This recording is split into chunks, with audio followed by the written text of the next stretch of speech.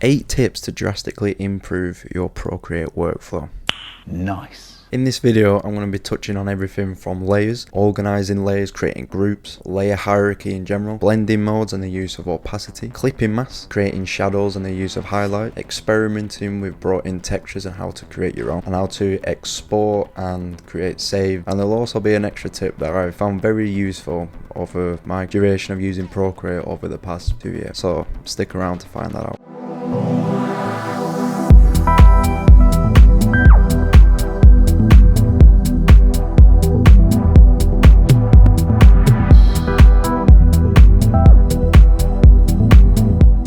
Tip number 1, multiple layers. The magic of Procreate lies in its layering capabilities, and we can use these layers for different part of the design elements, which we'll discuss. For example, if I open one of my old projects, if I click here, you can see that these are the layers, each one of these. When you open up a new drawing, you will always have what will start as this base layer, essentially. Then as you can see with this example, I have imported starting from the original CAD drawing to filling in the walls, to adding flooring, furniture, materials and finishing touches that give it the sparkle.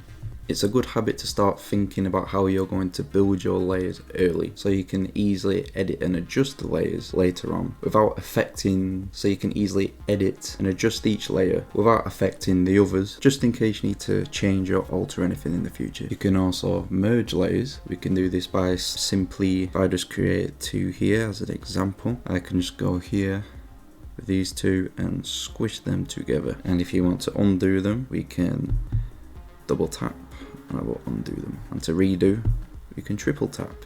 And if you want to hide the boundaries, borders, we can tap with 4 fingers, so you get more of your canvas to work on. If you want to merge multiple layers, say from layer 17 to 20, we just go from here to here and squish them together. They will be now all into one layer. If you want to delete, we just swipe to the left and we can delete it. Also, we can lock a layer so that we're not affecting it if we need to go around or in something. And we can also duplicate it. You should be 100% certain that what you've done on a layer is exactly how you want it, because I will show an example now to what happens if you exit out and go back in. Say for example on here, if I wanted to just say I did whatever on this couch here, and I did whatever artwork onto it. Now if I exit out of it and then go back into it, I now can't undo that. That layer is there forever. So make sure you're 100% happy with what you've done on a layer or all the layers before you exit out of the canvas, because there's no going back. I've done this a few times and had to spend an extra 5 minutes up to sometimes hours worth of work just having to redo one or a couple layers just by simply tapping out and going back in just to check something. So make sure you don't tap out the canvas unless you're 100% certain that you're happy with the work that you've done. Tip number 2 is organizing your layers. As your designs and your work and your art starts to progress, you'll start to create a lot of layers. So you want to make sure that you start to create groups and start naming them so that you can easily find, locate, and you can understand what is on the layer, because it can get quite complicated but if you don't, and organize them. So how to name, rename a layer. How we do this is going to the layers. As you can see, I've got the flooring, floor tiles, bathroom flooring, kitchen furniture, bathroom units, and we can rename it. So we can do this simply by tapping, and at the top there, rename. I'm not going to rename it because it's already done, and you can just press enter there to save it. This makes locating and working with specific design elements on the canvas much easier to find in complex designs. You can see what has been done in a layer by the thumbnail that is created by it. By going here, you can see here that I have the bathroom units onto it, and you can always double check just by clicking on and off the checkbox, as you can see. Tip number 3, layer hierarchy. Layer hierarchy is essentially, in a nutshell, the order of the layers from the top to the bottom. So essentially, as I will show on this example. If I take everything away, I have my imported CAD file which I create the walls from, and then I apply the material and then the furniture and decoration, and then the magic touch which just adds the sparkles and the light rays and the wow factor. Essentially, layer hierarchy is important because, for example, if I move these furniture and decorations, which should be on top of the flooring material, I hold this and place it below, disappears. If I bring it at the top, it comes to the front again. Essentially, you want to look at the layer hierarchy like this. It's looking basically down upon the floor plan.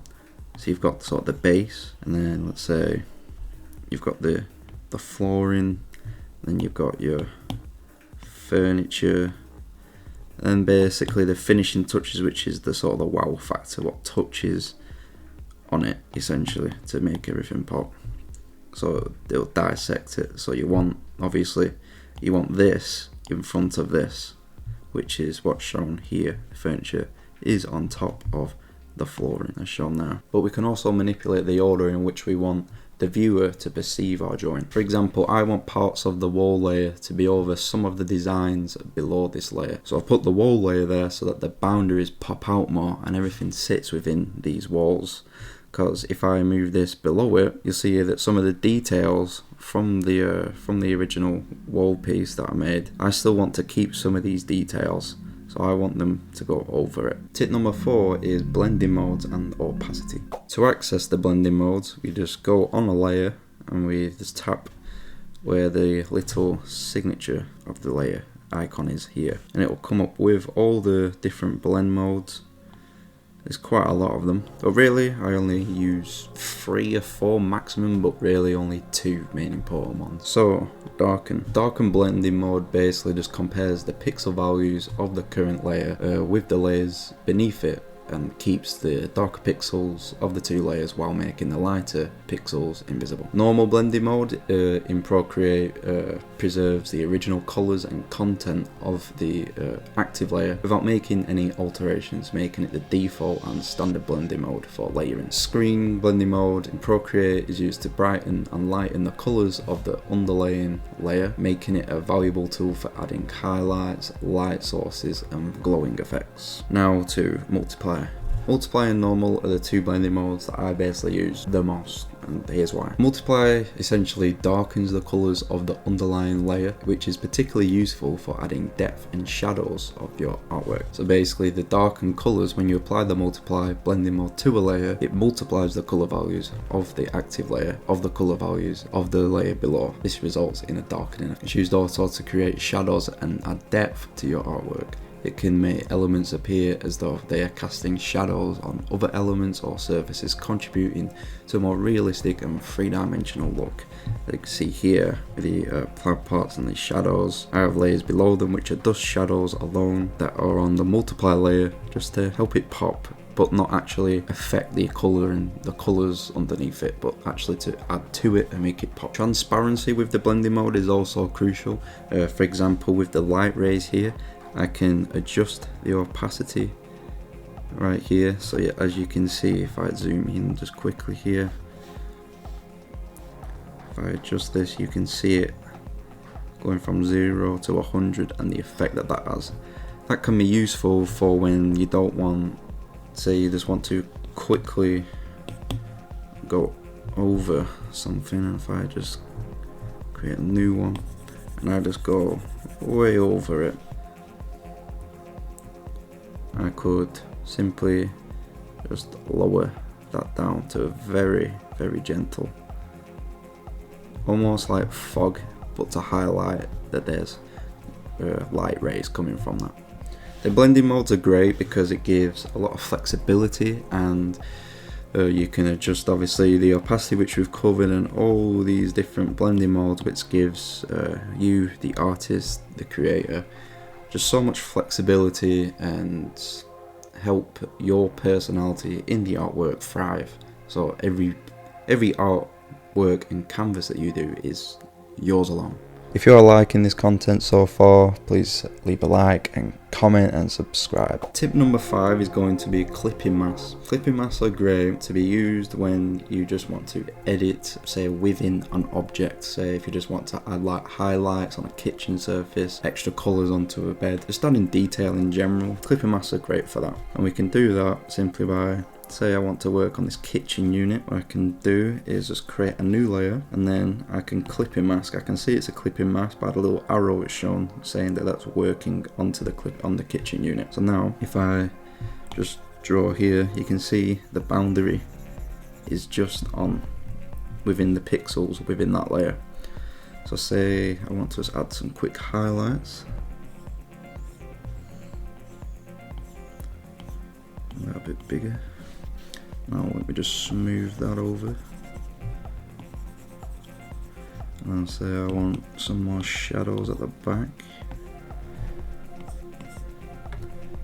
And then let's just smooth them out again.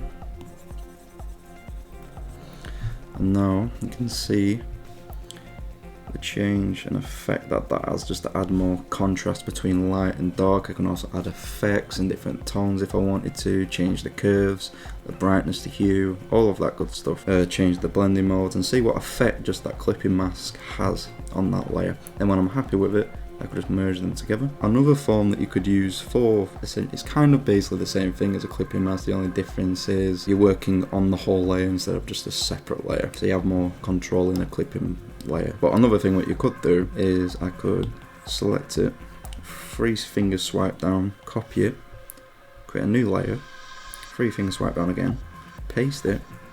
Now if I hide this, I've only just got this again.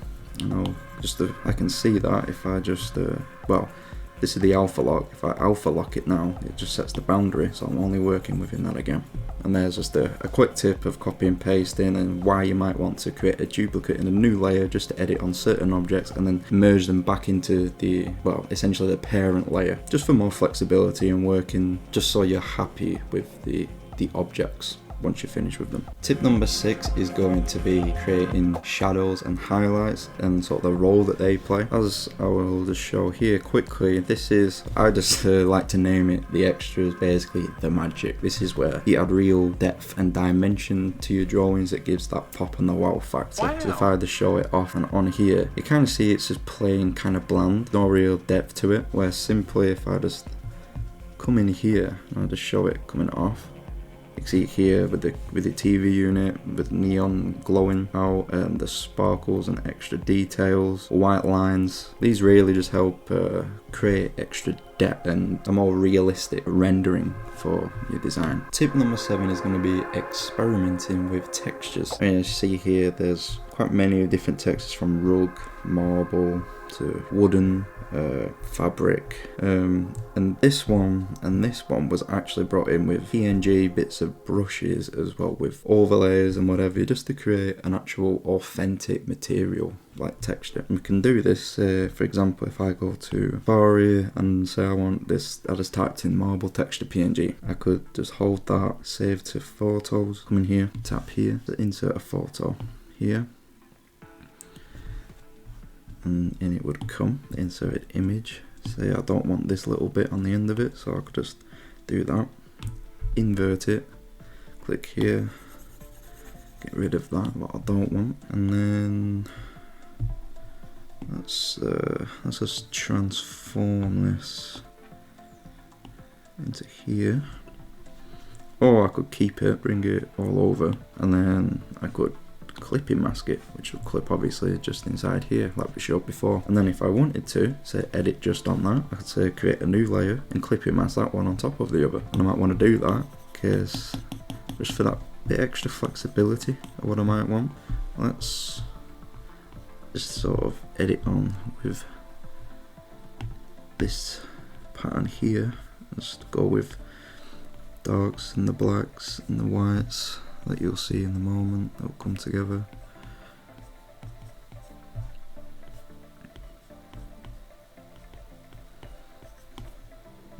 Let's add the whites.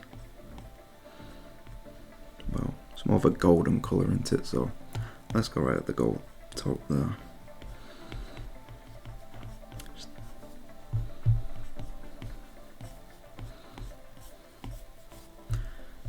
let's just do a few really bright strokes over the top, about here.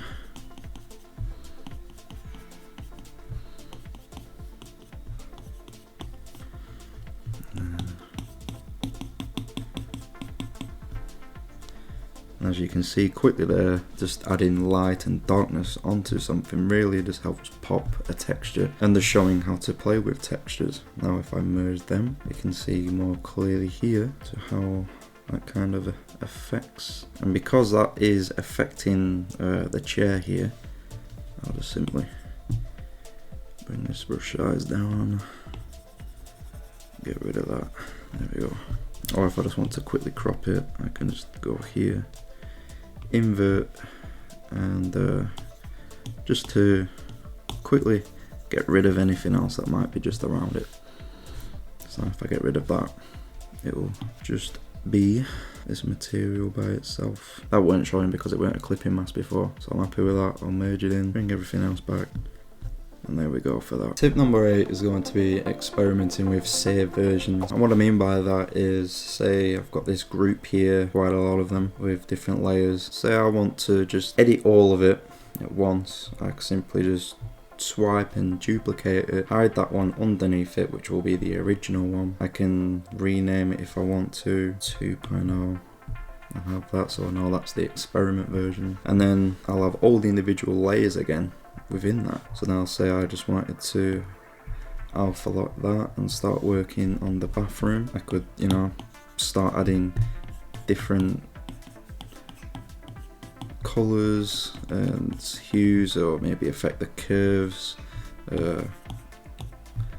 Just as a quick example there, maybe change the floor into a different texture, and really experimenting with duplicating the layers. If you're not working on a really big project, you should be able to create many of layers. If I go to the settings on the canvas information, I can see here maximum layers 34. I've only used 19, so I still have 15 available. So that will be good to, but that does suggest to me that I can really, even though I've pretty much got everything that I want just inside those layers, I can duplicate many of, well, I could duplicate them all and create 3 different versions if I wanted to of everything, just to really play around with the different, well, just some alternate styles that you might want. Maybe you might want this into, I don't know, carrying the wood texture here onto here. You might want the tiles or something being in here instead. Yeah, let me just delete this, just to, you know, an example. The extra tip is just going to be just on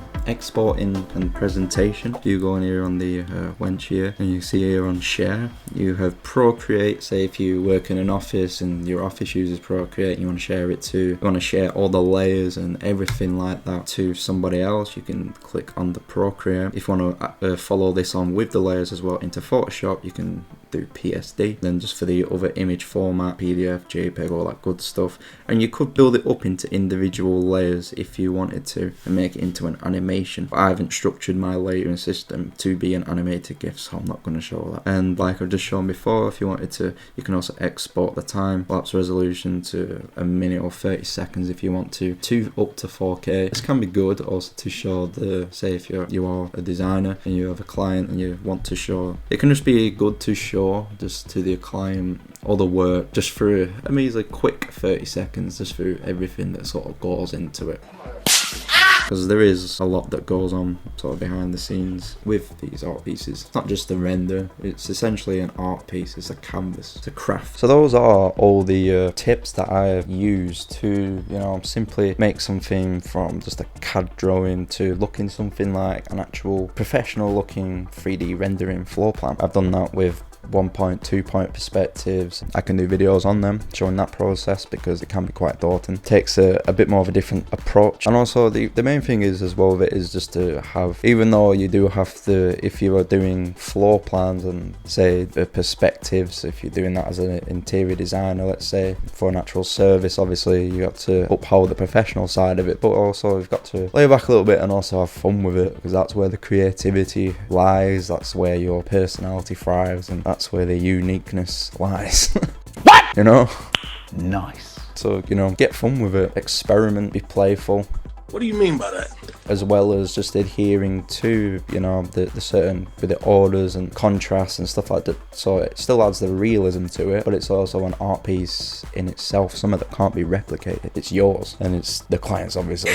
So if you did like this video, please leave a like, comment and subscribe. I will have more videos coming out soon. I will be doing just walkthroughs of how I take, just how I approach from the beginning of a floor plan all the through to perspective drawings, and just all this color theory and all the little bits that I know that I've learned over the last couple of years, that's just sort of elevated my drawing experience with Procreate to making really quite stunning, I would say, renderings just with the pen. Another one bites the dust.